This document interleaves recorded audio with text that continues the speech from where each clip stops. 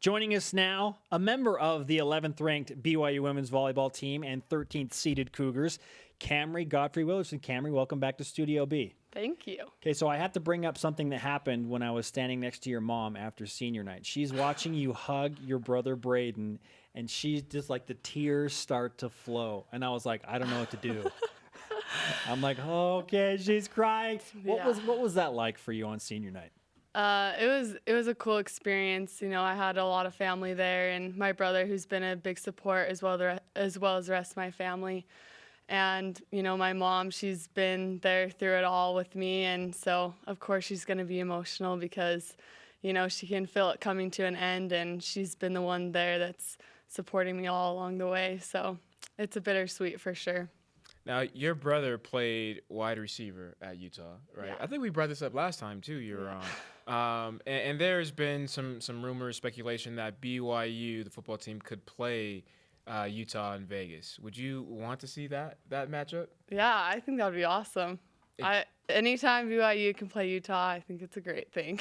Well, it's bragging rights, right, for your brother, right? Yeah, of course. Just rub it in his face. This has been a sacrifice. This has been a point of contention in your family, Camry. I know, BYU versus Utah. Now, you brought up the bittersweet of, like, not knowing if it was going to be your final game in the Smith Fieldhouse on senior night. Well, you get at least one NCAA tournament game, and if you win that one, you get another one. What does it mean to have the tournament at home this year? I think it's huge for us. You know, we get to be home, we get to be in our own beds, we get to practice in the Smith Fieldhouse, we get to play in the Smith Fieldhouse, which we all love to do. We love the crowd and the energy that they bring, and so it's big for us, and we're really looking forward to it. Based on what you guys did last year and just your accomplishments, do you guys feel any pressure this year? Honestly, I don't think so. I think we're just a different team, and we just want to improve. We want to get better, and we're just focusing on us. You know, what happened last year, and we're just focused on Iowa State. Has that been the message for you guys? Hey, you know, put the past in the past. We're a completely different team. We got to move forward or focus on us. Yeah, for sure. We want to focus on us and not even so much focus on the other team. We're just working on getting better and focusing on the things that we need to do. What would be considered a success for you this year as a team? I mean, you've already won the West Coast Conference Championship again. Your teammates swept the West Coast Conference Awards. You've been to Sweet 16s, to the National Championship. So what would be a success this year? Just winning our next match, honestly. That's a huge success. Again, to win the next match. Heather Olmstead applauds that answer, Camry. You did it again. You must have got coached. I threw you the curveball and you hit a home run again.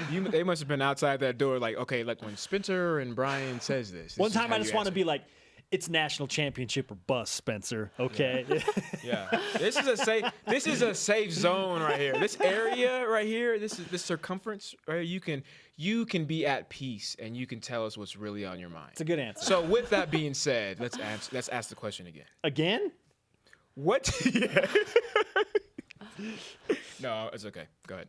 Okay, let's move on. Let's move on. She already hit the home run. She's made her way around the bases. I just don't want you. I know how it is with being an athlete and you're trained with media and things like that. And you do have player and coaches answers, and then sometimes you can get in trouble if you kind of say, you know, what's on your mind, what you're feeling. And here right? you are you're trying to bait her into it again. What? No, not me, Spencer. You feel like I was baiting you there? You can say yes, Camry. No answer. Oh, okay. Hey, what's the dynamic of practice like right now before a tournament game? We're just trying to get better. Honestly, we're competing. There's lots of energy. Our focus has just been to have relentless effort, and that's been our goal this whole week. When does finals start? Next week. Next 2 week? weeks. Okay. Yeah. Cause so I remember with playing, and we had John Beck on, and we talked about finals and being able to play the bowl game and kind of how you have this lag.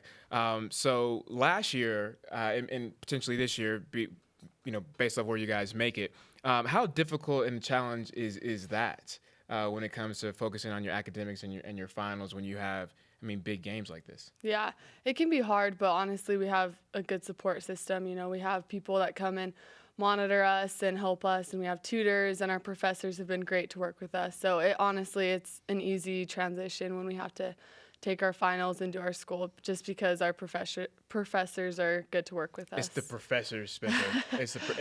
Hey. It is. When you're scheduling and you're talking to your academic advisor, whoever it may be, and they say, well, yeah, I know you want to take this class, but this teacher really loves volleyball players. Does that conversation ever Brian, you're walking into a deep, dark place again. Man, I'm just saying, you gotta have support from the professors. I agree, 100%. Right? Don't you? Yeah, that's what she's saying. It's the professors. Yeah, no, they really are. They're good to work with us, and our academic people, they really support us and keep us on track. So. Heather Olmstead, West Coast Conference Coach of the Year in her first season. What makes her successful as a coach? Honestly, she's intense and she works hard and she gets us to compete, and she expects that, she expects us to compete and she expects us to work hard every day in practice. And herself, she works hard every day, and she's always scouting the other teams, and she's always trying to find ways for us to get better. She's always the coach that's in there before practice, serving balls at players and hitting balls at us just to make us better. And that's her mentality, and that's what makes her such a great coach. If you could have a couple of seconds to give your sales pitch on why Alexa Gray should win the National Player of the Year, what would you say to the people voting? Honestly, she's one of the hardest working players that there is. During spring, she had bruises all on her arms just because she passed so many balls, because she was so determined to play all the way around this year, and she's done it, and so huge shout out to her for doing that, because that's not easy, and so I think that she works hard, and she just has this fight and competitive nature about her that nobody can touch her.